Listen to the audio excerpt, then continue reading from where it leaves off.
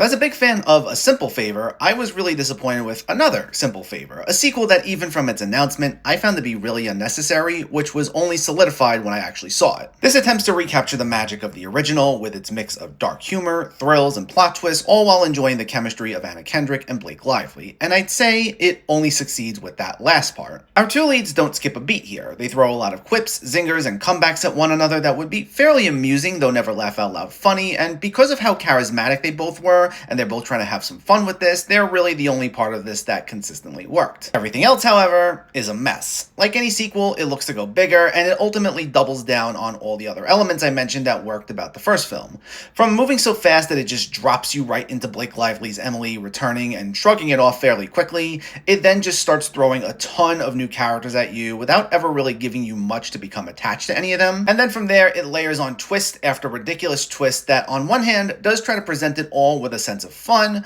but on the other hand, it also has this air of thinking it's more clever than it really is. And what results is something where you're never really laughing at a lot of its jokes, but then you're laughing at the moments where it attempts to surprise you, hitting the point where it really stretches suspension of disbelief. And then for a movie with so much going on, yet with so little of it really doing enough to captivate the audience because of how ridiculous it all was, it just makes it feel like it goes on for way too long. On top of that, the fact that it's a straight-to-streaming movie really shows, with a consistently bright and overly polished look clashing with its darker plot points, giving it the feel of a made-for-TV or direct-to-video movie that we would have got before the streaming era. It all just rubbed me the wrong way, so I can't say I particularly enjoyed this one or say I'm really looking forward to the third film that they're clearly setting up.